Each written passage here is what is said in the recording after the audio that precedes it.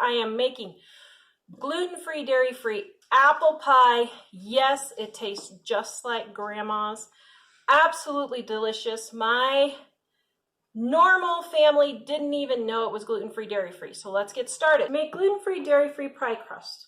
It is super easy. Now, my two favorite ready-made gluten-free flours is the King Arthur and the Great Value all-purpose.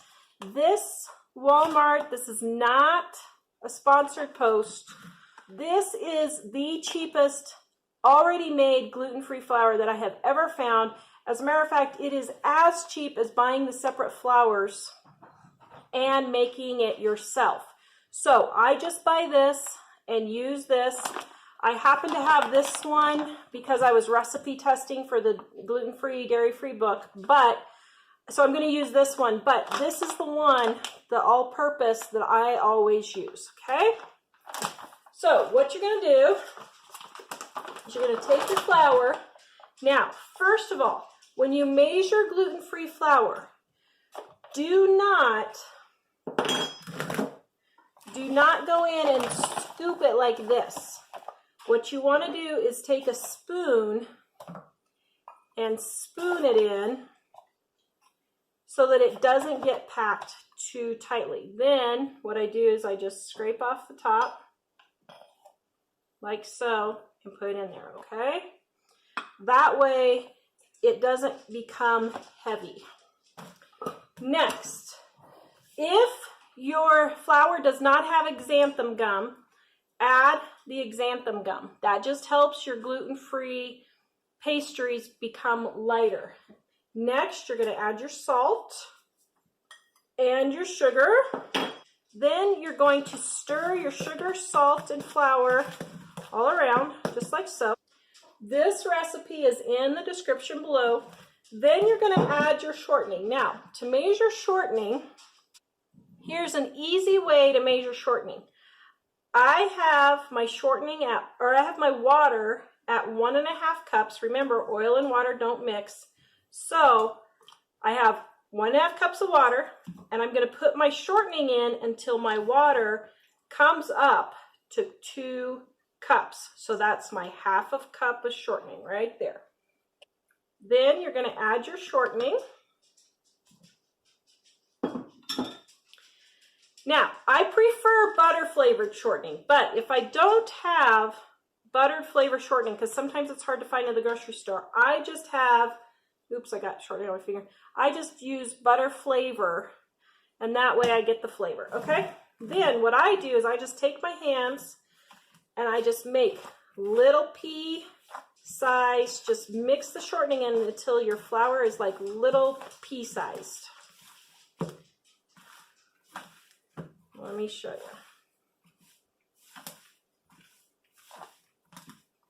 Please subscribe and hit the bell notification so you can be notified when we put up new videos. I'm the author of the Gluten-Free, Dairy-Free Dining on a Dime cookbook. I know it's a mouthful, but let me tell you, it is a great cookbook with over 380 pages of gluten-free, dairy-free recipes that I have tested every single one. Many of them, I went through a lot of recipes to find the perfect one. So see how they're mostly crumbly. Some are up to pea size, some are maybe slightly bigger, but see how crumbly that is, okay? Then you're going to add your egg and your cold water. This is just my shortening water. And you're going to add your vinegar, okay? Then what you're going to do is you're going to stir it around. Now, I start with just a little bit of water first,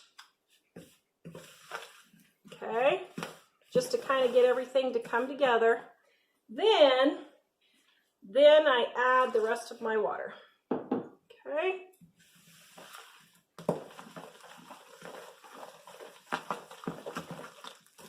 Stir it all around.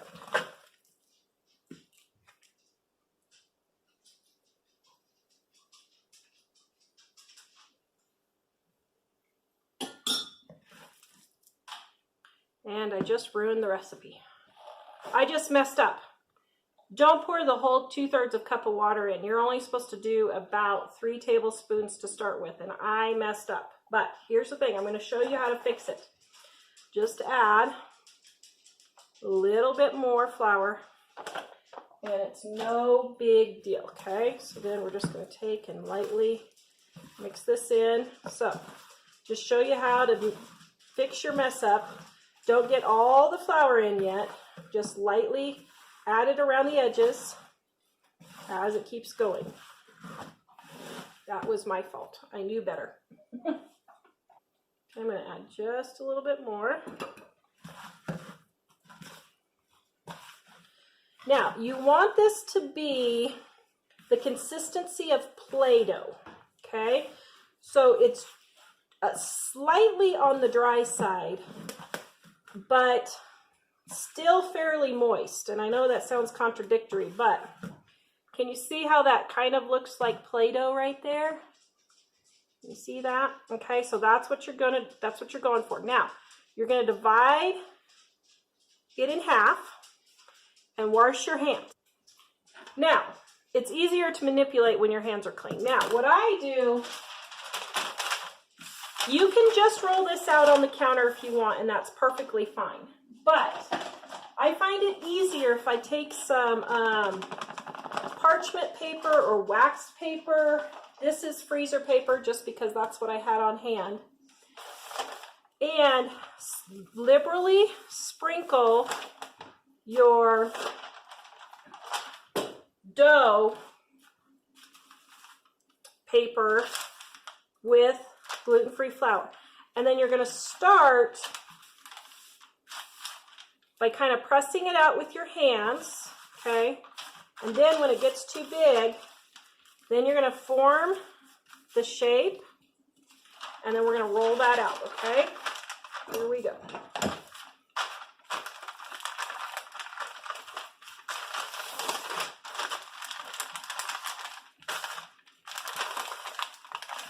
Now, it's hard to see on the camera, but right here, so I'm going to take my pie plate and measure, and I want it about 2 inches bigger, okay? So I'm just going to keep going.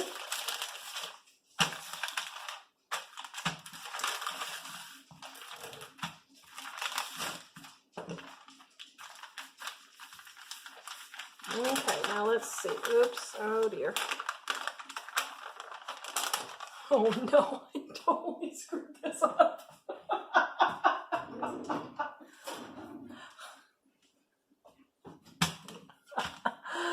I totally screwed this up.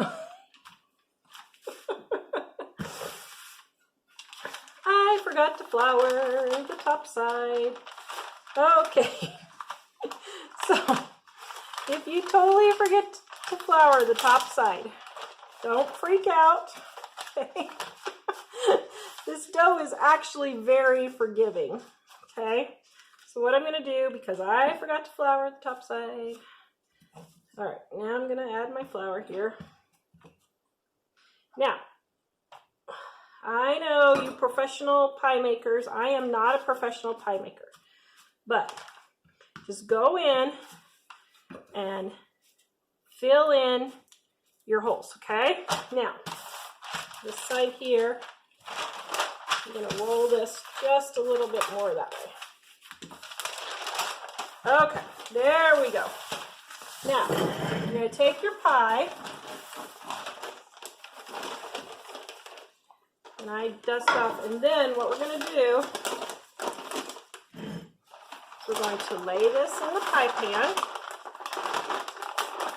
and just gently peel it off.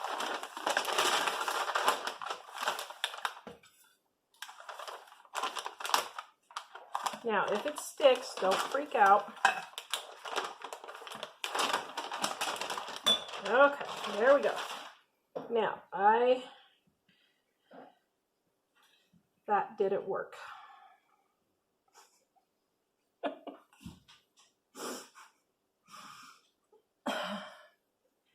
You know, there's days, and today's one of those days.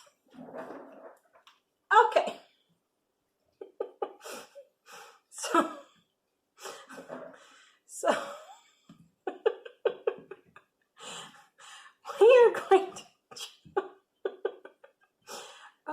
because some days you just gotta laugh.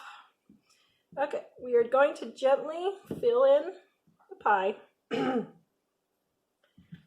And I am just going to keep going because if this was real life, that is what you would have to do. So here we go.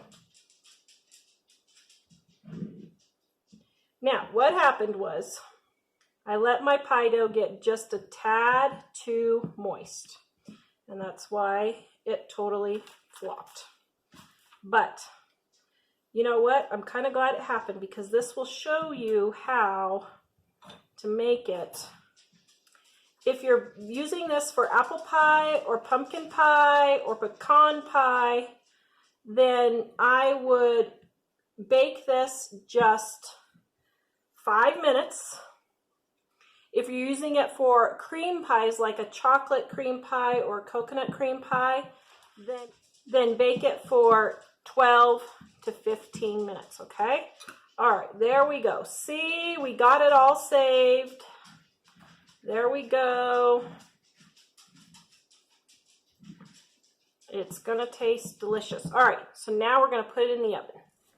Here's the trick for good tasting apple pie. And I know there are gonna be people on here who are like, oh, how can you say that? That's just awful. Never, ever, ever use Granny Smith apples. Or if you use them, just use one in there if you want. But I never, ever, ever use Granny Smith apples. Oh, hello. I only use Gala or my new apple that I've just found, which is called Envy, okay? Now, do you like apple pie? What I do is I put the bag for the apple pie, for the apples, underneath my peeler, and then it catches the peels, and I just gather it up and either compost it or throw it in the trash just with one easy little gathering of the peels. Then what you do is you just take your nice little wrap here and you just throw it away and you're good, okay? So now you're gonna take your apples, okay? You're gonna add your white sugar, you're gonna add your brown sugar, you're gonna add your nutmeg and your cinnamon, okay? And let's see, your salt. Do not forget the salt.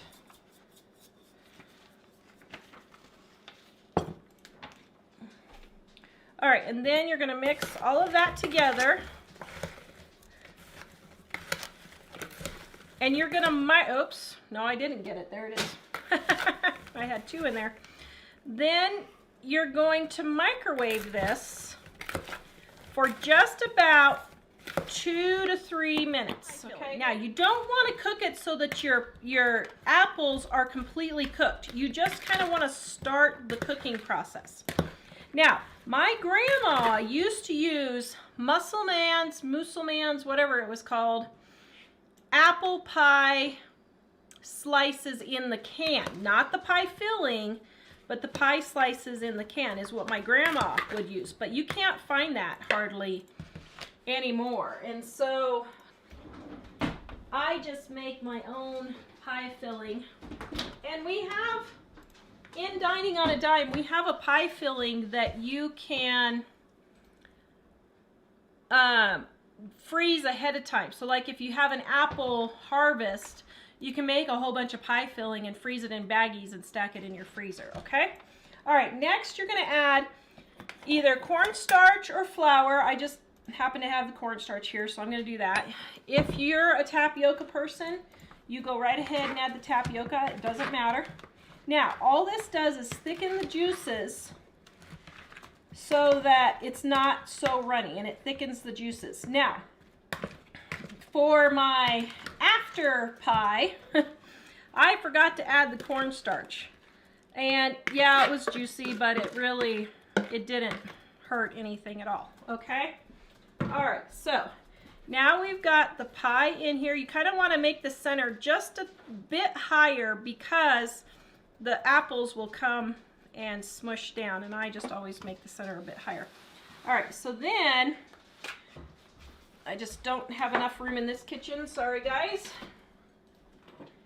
Then you're going to take your top pie crust and roll it out. Now, and what I do is I just go for the rustic look, okay? Because, yes, it's just way, way too soft. Holy cow, I don't know that I've ever had it this soft. It is like 80 degrees in here. I don't know what happened to Colorado. Don't tell me it's global warming, because that's a sham. But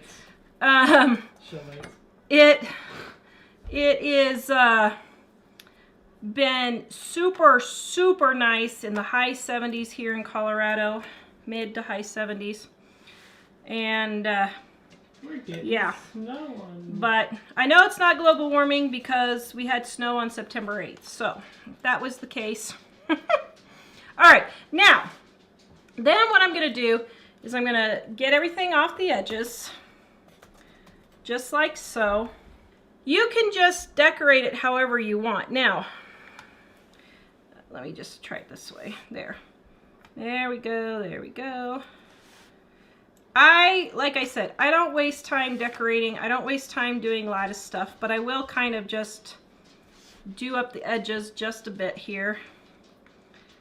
And just like so.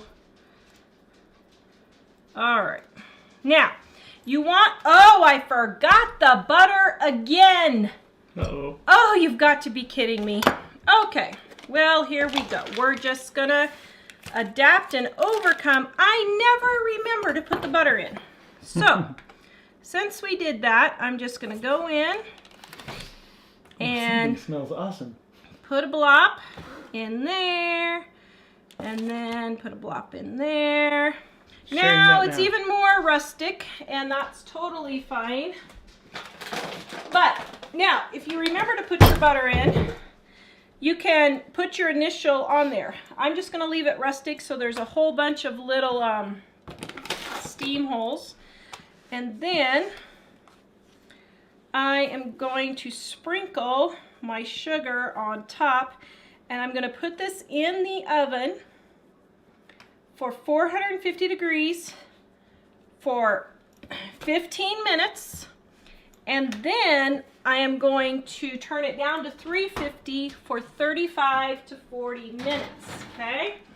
I forgot. Always put it on a cookie sheet with a lip so that you don't have burning pie juice if you happen to have it boil over, which is always a problem, okay? Now, here is the final look of the pie. Yum.